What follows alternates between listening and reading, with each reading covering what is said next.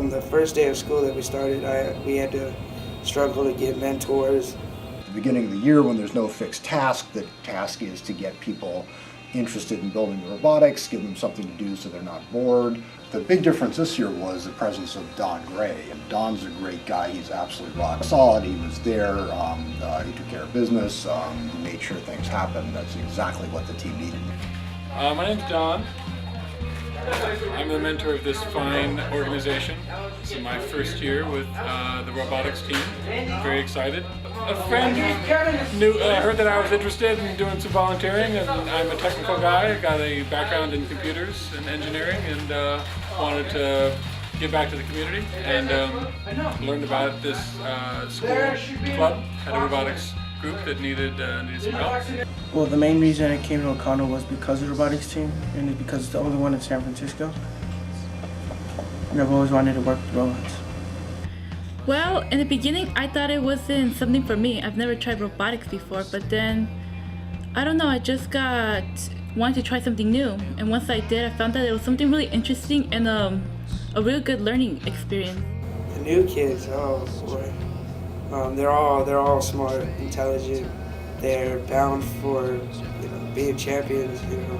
First, we got to know each other, to know what robotics was all about, to know what we were going to be doing, and what lied ahead. We had to actually read a manual and learn step by step the safeties and stuff like that. Don't put things off and wait until the last minute to do something that makes the robot safe. Pretty much just learn the basics about safety, robot parts, and how they can help us and how we can connect them. We kept using Miss Hendrick's room, which was usually the main place where we all met up, where most of the computers we used was. There seemed to be some critical mass. We negotiated a new room, which was really nice. It was on the 3rd floor near the balcony. It took the school quite a bit to get us our new room because it wasn't finished yet. Because robotics isn't a class anymore, then it's hard for administration to give you all a classroom. So you got stuck in a closet. It was kind of crampy in there in the beginning. We needed to clean it out in the beginning. First night after we put everything in there, it rained, and the contractors didn't do the roofing right. So it rusted a lot of our tools, wet some of the electronics. You can see where the water main is. We came in here the other day and everything we had like a swimming pool in here. Then we had to move out for a couple months because they had to finish the lighting, the venting, and they had to redo the roof.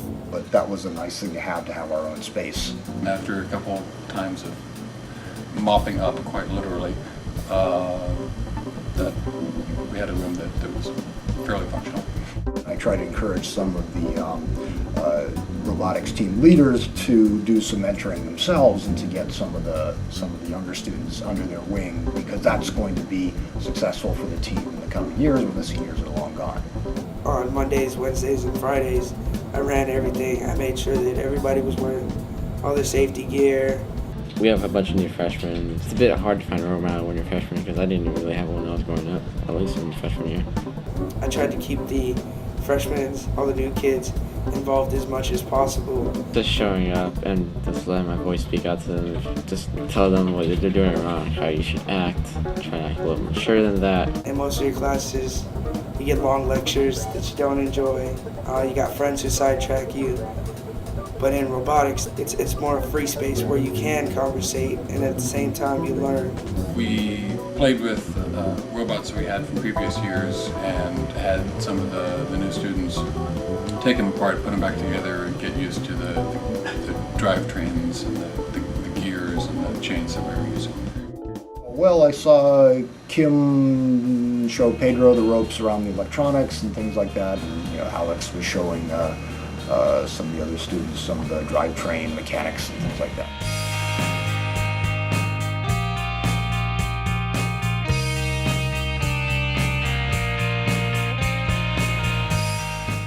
It's kind of great knowing that we have people that can help us out. You can be on a team, but you'll never be as close as anybody on the robotics team. Just coming every single day after school, doing my hours, getting to know people, and actually getting to learn new stuff. It's a great experience and might turn your life around. You might think differently about things afterwards.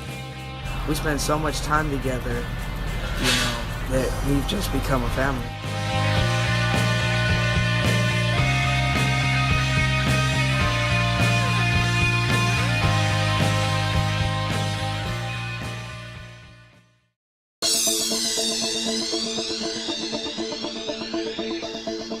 The robotics competition that FIRST puts together has got a $6,000 entry fee. We had to find sponsors that would donate money, like businesses, large companies. I don't know about you, but raising $8,000 in like 2 to 3 months is not that easy. We've had a lot of fundraising issues, but we've had some great sponsors who've stepped up. Google gave us a big check. So we got our registration money. Kickoff is in a couple days. You can feel the excitement building with everybody. Those that are going, we meet here at 5:30 a.m. It's going to be dark. We leave. You're going to be tired. We leave soon after that. We are at kickoff, It's that place where we learn exactly what our competition is going to be about. This year's game, Rock and Roll.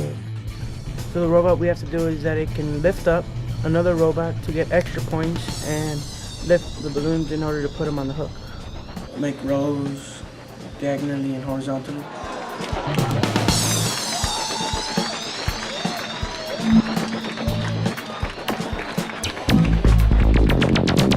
We all simultaneously get our kits. And then, you've got your 6 weeks to build the robot, and it's going full blast. It's a 6-week build cycle. All right, pay attention. Take teamwork, right? We went through the process of talking about the ways that the competition is set up and certain ways we can earn points. So the build season starts the first week of January, it goes till the middle of February.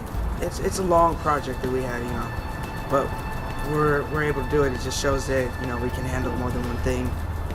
The senior students were pretty much doing the more dangerous things, We were just putting things together. We had to build the base, connect the wheels together, set up the ramps, build the ramps. We were supposed to actually have an arm system done, but it just didn't came out right because we were overweight. So we decided going with a defensive robot.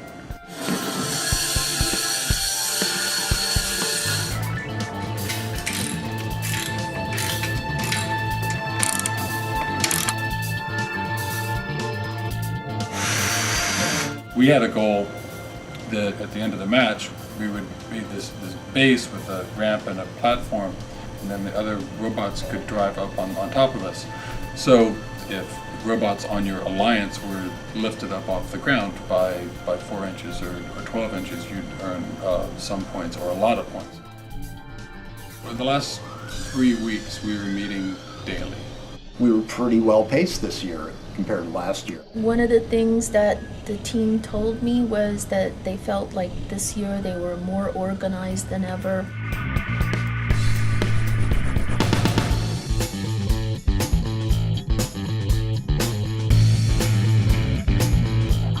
We built this robot and it's kind of satisfying knowing that we did all this hard work and then we finished it, that we could do it ourselves.